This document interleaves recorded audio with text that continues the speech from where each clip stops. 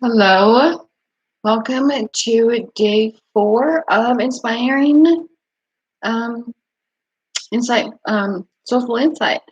I am really excited about today because today is all about our emotional well-being. I just wanted to talk a little bit about that.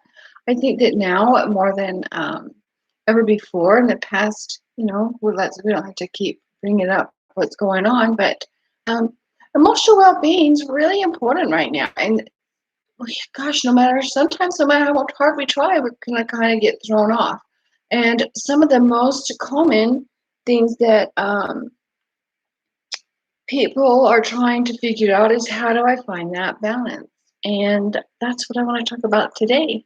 Um, if you're unfamiliar with who I am, my name is Lesley-Pazdzioch. I am the founder of Inspiring Creative Insight, and I am all about spiritual growth um, and personal development and how we can really change our lives from the inside out through by creating our own unique connection to the divine source, to what draws us, what we believe gave us life, and how we're connecting, right?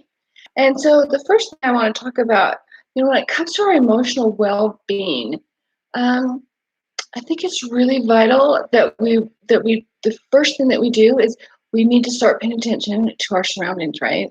And to the best of our abilities, we need to start focusing on making sure that we surround ourselves with things that bring us joy. I talked about this a little bit yesterday, but I wanted to get more. I wanted to just really talk more about it today. And what I mean by this is, look at your environment and how does your environment make you feel? Not only uh, physical senses, and how is it making you feel in the situations? Because those are the key, your feelings, using all of your physical senses and really paying attention to if you're feeling uneasy, is it something, what is it that you're uneasy about? Is it something that you're listening to that you're not really truly internally believing is the fact? Is it something that you're looking at that's not bringing, doesn't feel right or feel safe for you? We have this internal guidance system that really is there to help us move through our lives. And sometimes most of the time, 90% of the time, we let our external circumstances dictate our internal well-being.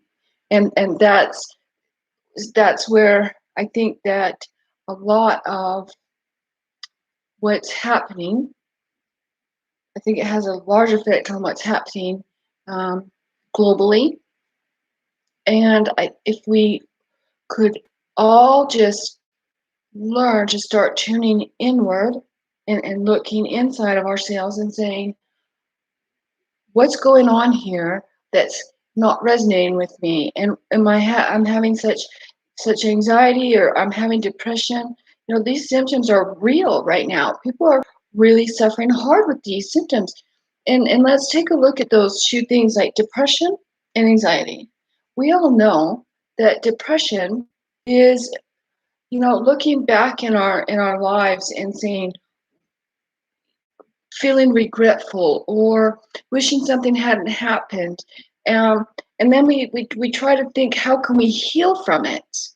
And one of the things that I think is really important for us to understand, that was a light bulb for me personally, is when I looked back and I thought, wait a minute, I'm trying to heal an experience from my past so that I can move forward, but I've already moved forward. I've already moved forward.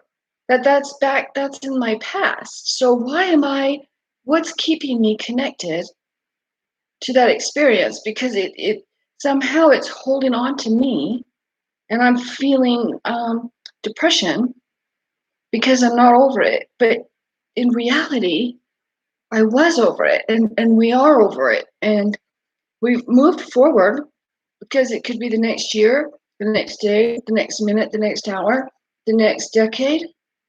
We've already moved past that experience. So whatever that experience was out to teach us, or whatever we were supposed to gain from that experience, we've already, our bodies have this internal system, this internal press to learn from, and automatically we, it's already added to who we are as an individual. It's already increased our strength. It's already done everything's taken care of. That's why we have this really nice internal guidance system, right? So then we think, well, then what's holding me there? Why do I feel the feelings that I'm feeling? If that's true, then why am I feeling this way? That's just not true. And when I really looked at these things, and I thought, it's the thought. It's our own thinking process. And when we realize, we feel fine when we don't think about it. It's only when we think about it that we start not feeling. But when that's not a thought that's in our minds, then it's obviously we're functioning in our lives. So how do we get to the point where we can put that aside, right? Without having to go back and relive it. How do we put that aside? And I think for me at least, I was holding on to the situations because I thought I was responsible. I was trying to take responsibility for something that wasn't mine to be taken responsibility for. Or I wasn't holding myself accountable for my actions. And it was weighing heavy on me with regret. So those are two keys for us to really pay attention to. So let me say that again. We're either holding on to something that's not ours to hold on to, not our responsibility, or we're holding on to something because we have regret and we need to work through that. And internally, we've already taken care of it, or we've already done it, because emotionally, that's where we come out emotions. That's what our emotions are for. So the next thing is, this one really gets me. It's when we think about anxiety. And we all know that anxiety is a feeling that we have when we're fearful of the future. We're anxious about what's coming. We're anxious, we don't even know what's coming, right? And the interesting part of it is that we never know what the future holds. And we miss out on right now, because right now is really what's important, because it's right now that determines the future. And if we're stressed out and anxious about what's coming, then we're going to bring on the situations that whatever we're worried about, we're making it happen because we're rolling it over in our heads. And we'll keep thinking and thinking and thinking about what we're fearing or what we're anxious about. We'll keep it in our minds and in our heads, and we won't stop until we create it. And then we're going to guarantee ourselves, see, I told you, this is what happened. This is where I was anxious. We're going to reconfirm our feelings. So we really need to step back and really look at, our depression, when we're feeling that depression, and when we're feeling that anxiety, and realize that this is where we are, right here, right now, and we really have the ability to connect with that part of us, that internal guidance system, that part of us that has us knowing that we're here on this earth to live in joy and to live in prosperity and to grow and learn and expand with others around us, like-minded individuals. And when we surround ourselves with things that aren't um, bringing us joy, or that are bringing us, helping us become better people. And we're surrounding ourselves with situations and and uh, in environments that are causing more fear, more stress, more anxiety, things that we're going to keep looking for because that's what we're giving our attention to, right? It, so try really hard for the next day, whenever you're just before even the anxiety or the depression starts to set in, to ask yourself, what is it that you want to experience at each moment of your day? What is your intention? Set an intention for the day. What is my intention for the day? Ask for guidance. And when the anxiety and the depression start to come into play, I always tell myself, all is well. All is well. Close your eyes and breathe. Sit up straight, just breathe, and say to yourself, okay, settle your emotions and help you redirect your focus, redirect your thoughts, whatever you want to. We can visualize, we can meditate, we can set intentions. I mean, all these things are great. We can pray, but most of all, we have to really respect ourselves. We have to really look at ourselves and say, "What am I worth? What is my life worth to me?" This is a key part of well-being. What is your life worth to you? What does your personal value mean to you? And sometimes we keep ourselves in situations, I know that I have personally, that when the situation isn't of benefit to us, it's not feeding our souls, it's not adding to our value. And we keep staying in these situations or having these environments with us, and blaming, you know, the things around us for our disharmony within us. But we need to, because we put the blame on somebody or something else, but we need to understand, when I realized that when I kept myself in situations that weren't good for me or that weren't a benefit for me, I was just as guilty as they were, because I was guilty for letting those types of things remain, a part of my life. That's huge. And let me say that again. When a situation or environment in our lives is negatively affecting us or harmful for us,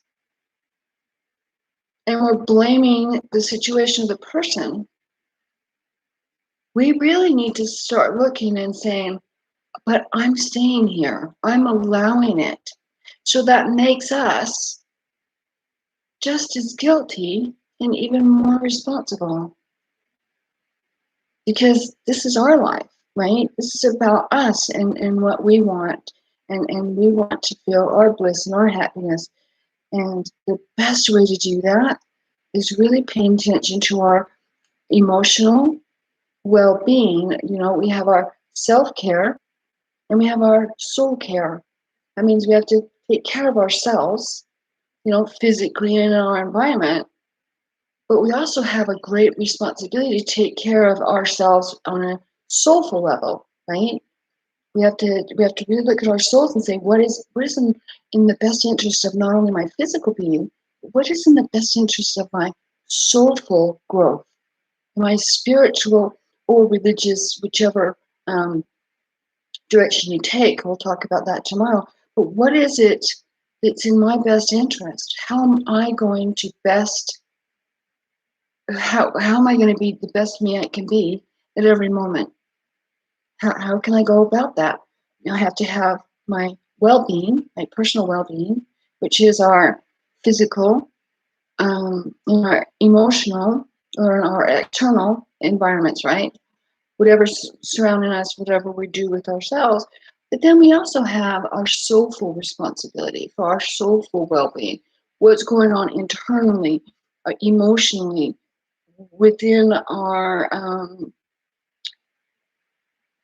that innate part of us that is everlasting, that soulful part of us that's connected to everybody and everything else around me. The soulful part, we're all connected through our souls because we all came from the same place, right? Tomorrow on day 5, I'm gonna talk about this a little more, but in reality, we're physical beings, but or we're souls, but really we're all interconnected. And however we treat ourselves, we're treating others as well, right? We're putting what we're saying, if this is all I'm worth, then we're saying to other people, this is all that you're worth. If you're saying I'm worth more, and this is what happiness feels like, then we're putting out and showing people and growing that happiness expectation. I hope that really makes a little bit, I hope that makes some sense. So really, I would just like to reiterate really quickly, emotional well-being. What is our emotional well-being? And really start paying attention to, our environments, what we're exposing ourselves to. Really pay attention to your physical intuition. Pay attention to your intuition. And if you're not feeling sit down. And people say, well, let me address this too. People will say to me, but Lesley, I've been going with the flow for so long, and I don't even really know what you're talking about. How do I know that I'm going with the flow? How do I know that this is the right thing for me? But if we personally connect to or think about your inner spark, right? That divine, soulful inner spark that is all loving, all giving, that beautiful, perfect person, your ideal you, right? That when we said earlier, we looked at who am I? What is that core being? What is that goodness, the core of who I am? My morals, my values, the standards of my life, the things that I want to create, the goodness that I want to be, all of this. That is that's your divine inner spark. That is what lights you on fire. What is that? What does that look like? Right? And then focus on that. Focus on what that feels like. What does it feel like to be and to act and to exemplify that aspect of me? And how can I now bring this into my everyday life? How can I make this a part of my everyday life? It's by treating yourself first with kindness, love, and dignity, so that you treat others that way. When we don't treat ourselves kindly, we're not going to treat other people kindly. We really don't.